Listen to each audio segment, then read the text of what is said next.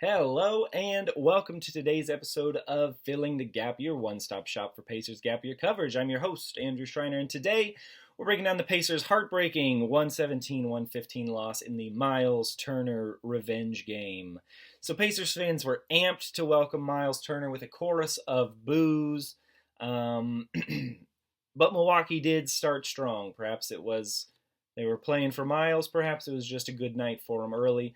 Both teams ultimately struggled, though, shooting in the first half, and it ended 56-53 in favor of Milwaukee. The Pacers came out and played a really strong third quarter until the final minute or so when the Milwaukee started a run of 8 straight made threes that carried them into the third, into the fourth, which allowed them to take a double-digit lead in the fourth before the Pacers started stringing together some stops with a few minutes to go. That allowed the Pacers to close the gap, and Aaron Nesmith tied the game at 1:15 late with a driving layup with about 15 seconds to go before Giannis made a ridiculous mid-range fadeaway at the buzzer. To me, is the kind of shot you throw up your hands at. He made a good shot. It's what you're hoping to force him into defensively.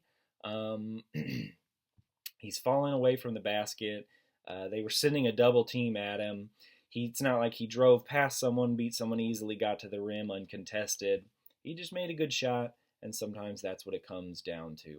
So as far as noteworthy performances go, we will start with the visiting team. Giannis led the Bucks with a 33-13 night. That's right in line with his averages. He's playing MVP form. He leads the Bucks every night. Myles Turner, who Pacers fans had a particular eye on, he was pretty average from the field, 3 of 7 for 9 points, nothing crazy. But he did contribute 5 blocks. He was a factor on the defensive end for Milwaukee in protecting the rim. Now for the Pacers. Siakam once again led them. We're coming to expect these kinds of performances. Obviously, a lot of the burden to score, to create, to defend, to lead is falling on him with the injuries they have. And he delivered once again with 32 points, 5 rebounds, and 8 assists, chipping in a little bit more playmaking tonight. Now, Jarris and Aaron Nesmith were both benefactors of that. They each had high teen nights, though Nesmith started very slow. He missed his first 8 three-point attempts. His shooting percentages on the night were not great, but he did step up when needed and had some big shots in the fourth quarter, and obviously the big shot to tie the game in the final minute.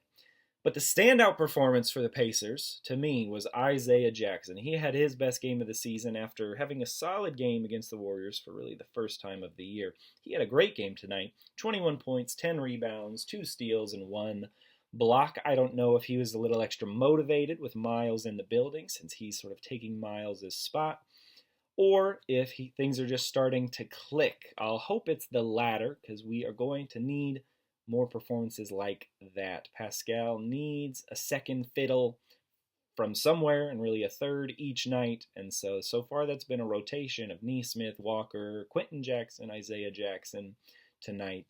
But we'll see if he can sustain it. That will be the task ahead of him. Speaking of Quentin Jackson, a moment ago, he left the game, unfortunately, as did Johnny Furphy, with what looked like re-aggravations of their previous injuries. So Quentin Jackson seemed to be bothered by his hamstring. Johnny Furphy re-twisted his ankle, and so that was really disappointing. They were both contributing in meaningful ways coming back from those injuries, and now the Pacers are right back into what was already a bad injury situation being sort of cataclysmic.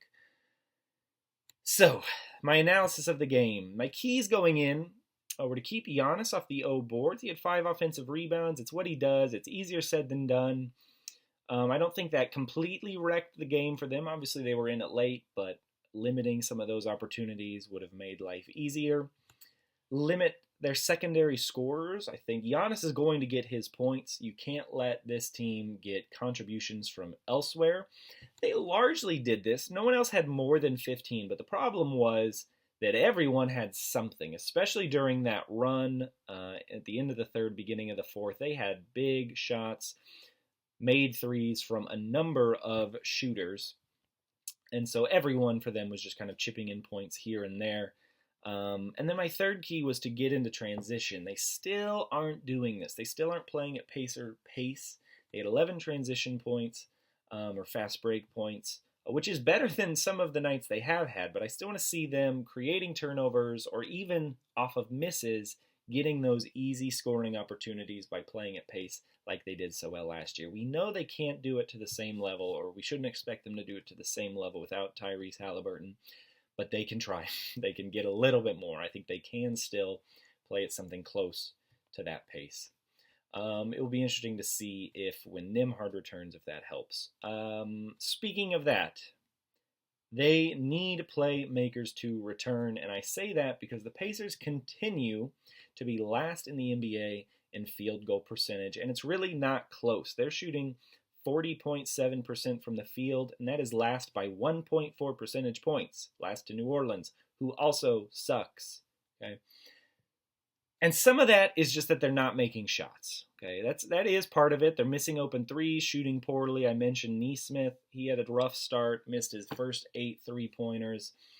But part of it is also that they're not able to create open looks as effectively as they have in the past. They're not getting to the rim as effectively as they have in the past. And so they're shooting a lot of late shot clock shots where they're throwing up shots or scoring in isolation, and that's just not Pacer basketball. They need their playmakers to return. When Nembhard, when TJ are back, I think we'll see that field goal percentage increase naturally. And as the other players come back who are out, we'll see an increase in field goal percentage because they're simply just better scorers. They're better at what they do than some of the two-way and G League level players we have playing right now. So hopefully that can improve in their next game. The Pacers will wrap up their homestand with a matchup against the similarly hapless Nets. To put it simply, this is a game the team needs to win to keep this season on track. The Nets are not a good basketball team.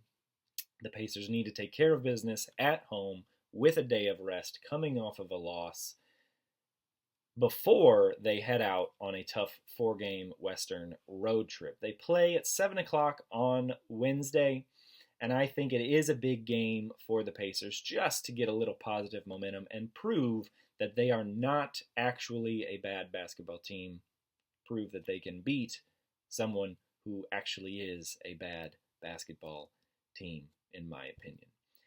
So thank you for watching today's episode. I will be back breaking down that game, Pacers-Nets, on Wednesday evening. So I'll see you then.